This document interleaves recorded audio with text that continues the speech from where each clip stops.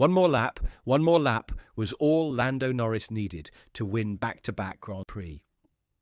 Red Bull is looking more and more vulnerable to McLaren with each weekend that passes. Is their reign finally at its end? Some are convinced that it is, and here's why. Max Verstappen had the Emilia-Romagna Grand Prix in the palm of his hand for a good 50 laps. But just as they rolled out the checkered flag, the nail-biting action kicked up a notch. Verstappen's win suddenly wasn't a sure thing. Enter Miami winner Lando Norris, who started gnawing away at what used to be a comfortable 6-second lead, making for one of the more thrilling races in recent memory.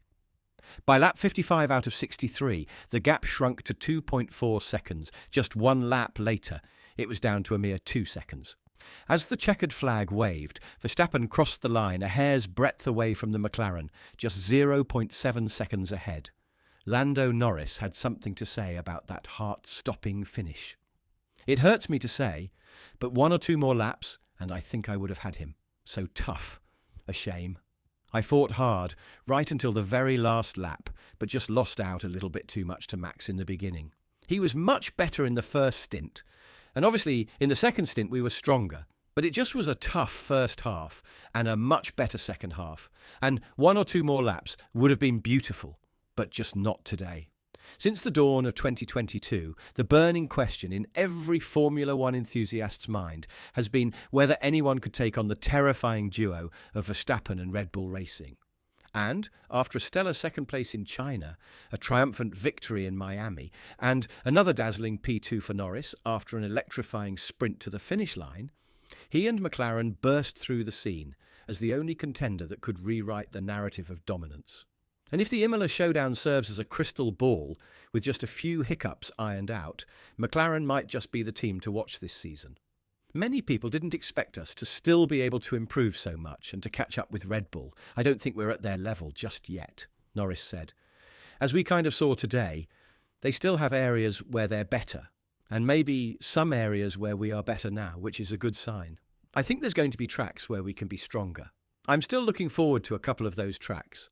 But there's going to be some where we're a little bit off still, so we're working on those places. And if we work and improve on them as much as we have the rest of the car, then I'm excited that we can definitely continue to fight them in more races. Zak Brown couldn't contain his excitement as Lando Norris hunted down Max Verstappen in the nail-biting final moments of the Imola Grand Prix. The McLaren CEO sensed victory in the air and confidently predicted a string of race wins for McLaren throughout the rest of the 2024 Formula One season, setting their sights on toppling the Red Bull racing juggernaut. Since the second half of last year, we've been good. We have 2 great racing drivers. Andrea, Stella and his team are doing an awesome job. The car keeps getting faster and faster, Brown told Sky Sports after the race. Today was maybe the first time we made Max Verstappen sweat a little bit. He was definitely pushing. He was at his track limit. He was giving all he had. I think we have the chance of winning a few more races this year. Lando's late charge was a clear signal. Red Bull's reign of invulnerability is teetering on the edge. But let's rewind a bit. Before the final lap fireworks, the race was more of a slow burn. Heading into Sunday, it was crystal clear that McLaren was gearing up to be the biggest thorn in Verstappen's side. On Thursday, Norris admitted he saw McLaren as the 3rd fastest car on the grid, trailing behind Red Bull and Ferrari. But come practice and qualifying, the McLaren duo showed they had more than just speed. They had serious bite, lining up right behind Verstappen. McLaren proved they had the pace to challenge Red Bull, and their rivals seemed to think so as well. Honestly, I think the McLarens are on equal pace to the Red Bulls now, which is really impressive to see, George Russell said on Saturday. When you look at the last 3 races, McLaren have been equal quickest and consistently. McLaren team principal Andrea Stella said this to Sky Sports after the race. We thought actually today was more about watching our mirrors than watching ahead of us. At first glance, it looked like Stella was spot on. Verstappen had a rough go in practice, wrestling with the car's setup. But, as I'm sure we're all used to by now, they turned things around by qualifying. Verstappen snagged his 8th consecutive pole position, proving once again why he's a force to be reckoned with. Friday, we were nowhere in the long runs. I had no good feeling at all, Verstappen said Sunday. Even on Saturday morning, we tried another long run, and that was also severely off, so not happy at all. But then, I think already going into qualifying, the car felt a lot better. So I knew that today was going to be better, but I had no clue how much better. The Dutchman wasted no time pulling away from Norris. But as the race hit the halfway mark, he found himself in hot water. Imola's reputation as a track where overtaking is tough and mistakes are easy was on full display, with drivers veering into grass, gravel and barriers during practice. Verstappen knew he couldn't afford such an error, especially with Norris closing in fast. He mentioned his team kept him updated about Norris's charge and cautioned him to stay sharp, but trouble was brewing. In the beginning, I was understeering a lot on the medium tyres, and that was pushing me a bit off sometimes if I missed the apex, Verstappen said. After that, on the hard tyres also, just leaving a bit more margin. Of course, the last few laps when Lando was catching me, it was a bit harder because I had to naturally really use the track as much as I could. But we stayed within the lines, but definitely it does require then a bit more focus, of course. Every exit, you have to be really sure what you're doing. Behind Verstappen, it was a fierce showdown between the McLarens and Ferraris for much of the race. Charles Leclerc pointed out it was all about who was pushing when.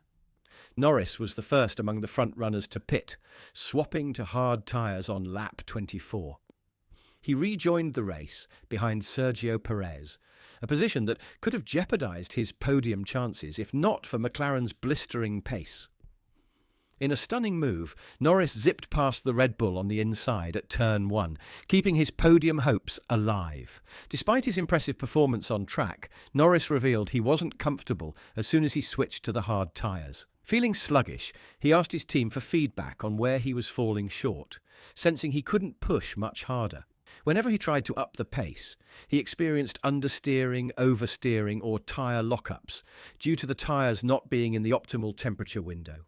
I basically changed all my switches on the steering wheel to try and help the rear tyres and to try to kill the fronts because I just had too much front at that point. And maybe 5-10 laps later, things started to come back to me, Norris said. So making all these changes and changing the differential and the brake balance, all of those things really allowed me to kind of bring the tyres back into a good window. As soon as I got there, I felt confident enough to push. As soon as I felt like I could push, it kind of spiralled in the right direction. Even with a wave of hope sweeping through, Zak Brown is still grounded in reality, acknowledging that McLaren must maintain relentless momentum to realistically challenge for a World Championship title. Assessing their current position on the grid, he said, "I think Red Bull have a great advantage, and they are still the team to beat. First, we have to catch Ferrari and make sure Mercedes don't catch us. If we keep doing what we're doing, I don't see why Oscar, Piastri and Lando Norris can't win more races this year," Brown concluded. What do you think? Is Lando Norris the one destined to take down Max Verstappen and Red Bull? Let us know in the comments below. And don't forget to subscribe and ring that notification bell for the hottest F1 news.